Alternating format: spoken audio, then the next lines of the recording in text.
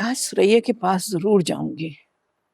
रात मुजफ्फर को ख्वाब में देखा, बड़ा परेशान और दुखी सा लग रहा था। परसों रात ख्वाब में मैंने भी मुजफ्फर को देखा। वो यमुना को लेकर कहीं जा रहा था। मैंने उसे रोकने की कोशिश की, मेरी आंख खुल गई। आज तो जरूर जाऊंगी।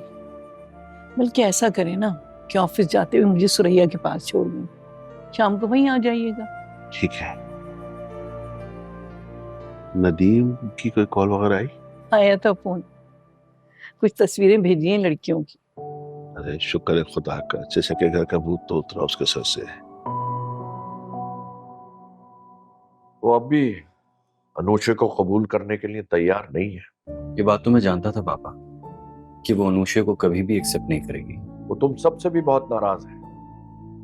वो समझती है कि मैंने तुमको बहकाया है और तुम सबको मंगनी में देखकर बहुत नाराज हुई है। पापा ये तो होना ही था, लेकिन आपको नहीं लगता कि आपको सबको बताने का कोई और तरीका इख्तियार करना चाहिए था? नहीं बेटा, वही मौका था सबको बताने का। मैं दफ्तर के बाद आनी के घर जाऊंगा। असल में अनूशे बहुत परेशान है, 2 दफा मुझे फोन कर चुकी है। उसको समझाऊंगा जाके। मामा ने किसी और से बात की? नहीं,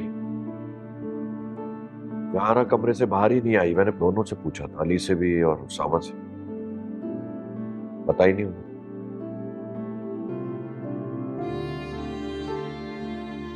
क्या कर सकते हैं।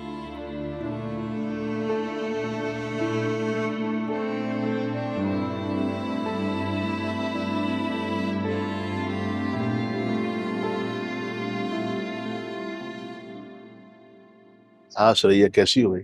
अल्लाह का शुक्र है भाई साहब, बिल्कुल ठीक ठाक। सारा दिन घर के कामों में टाइम ही नहीं मिलता है। शाम में निमरा आती है, फिर हिम्मत ही जवाब दे जाती है, कहीं आना जाना ही नहीं होता। तुम्हारी मसरूफियात का तो पता है हमें। माजरत, हम नहीं आ सके। अरे नहीं नहीं भाई साहब, कैसी बातें कर रहे हैं आप। और नदीम कैसे है भाभी? माशाल्लाह बिल्कुल ठीक है, शादी करना चाह रहे हैं। अरे वो फिजा कैसी है? फिजा पे तो एक और मुसीबत का पहाड़ टूट पड़ा है। क्या हुआ? अभी उसकी सास ने उसको बांझ कह दिया। अभी शादी को वक्त ही कितना गुजरा है। अरे पागल है क्या? पता नहीं क्या है इस औरत को। मुझे जरा सा भी अंदाजा नहीं था कि ये ऐसी होगी। फिर फिजा ने क्या कहा? कुछ नहीं, डॉक्टर को दिखाया है। अब देखिए रिपोर्ट्स आएंगे तो पता चलेगा। जाहिल औरत है। छोड़े ना भाई साहब, आप चाय पियेंगे भाई साहब?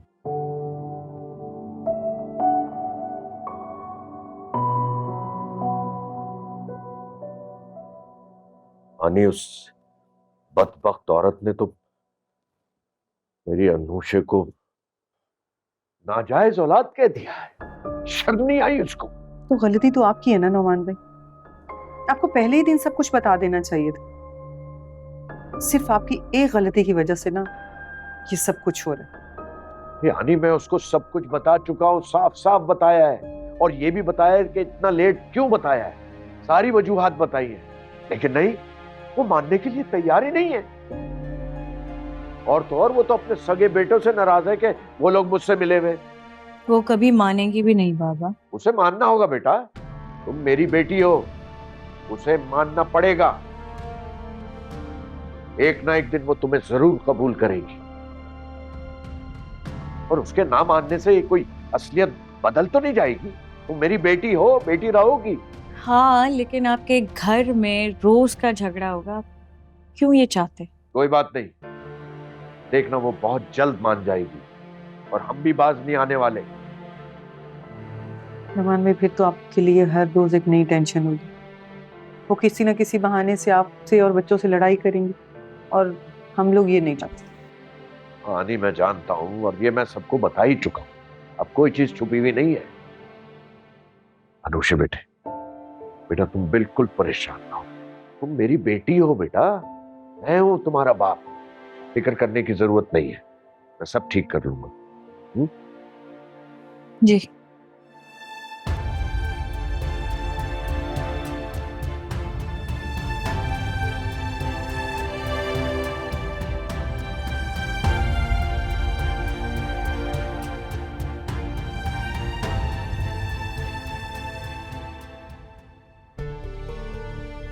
कुछ ठीक नहीं होगा तहसीन, कुछ भी ठीक नहीं हो सकता। वो मीर नौमान की नाजायज औलाद है जिसे वो मुझसे कबूल करवाना चाहता है। जहारा बेगम, मीर नौमान झूठ नहीं बोलते, इसकी तो मैं भी गवाह हूं और आप भी जानती हैं। वो झूठ भूल ही नहीं सकते। झूठ बोल सकता है, जब किसी से कुछ मनवाना हो तो झूठ बोल सकता है।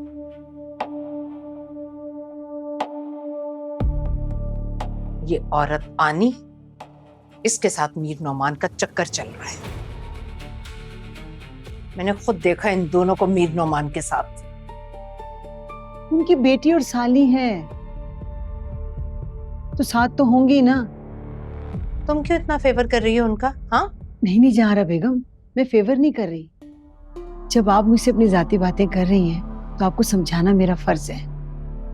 ये एक हकीकत है, आप इसे कबूल कर लें कि आपकी औलाद भी कबूल कर चुकी है। उसे जवाब देना होगा। जब मैंने उसे कबूल नहीं किया तो मेरे बेटे कैसे कबूल कर सकते हैं? यकीनन मीर नौमान ने उन्हें बेवकूफ बनाया होगा। उन्हें क्या खबर कि क्या सच है और क्या झूठ।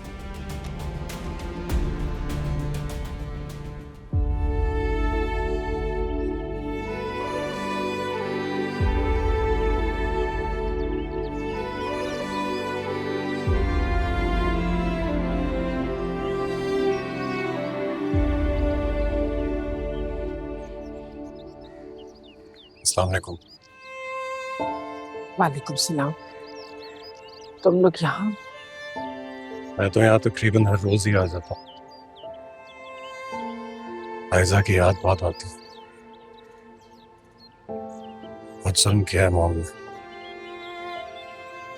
बस आयशा इतनी ही जिंदगी लिखवा कर आई थी बेटा। काश आयजा ये सब ना करती। आंटी अगर आप इजाजत दें तो मैं कुछ देर यहाँ रुक सकता हूँ।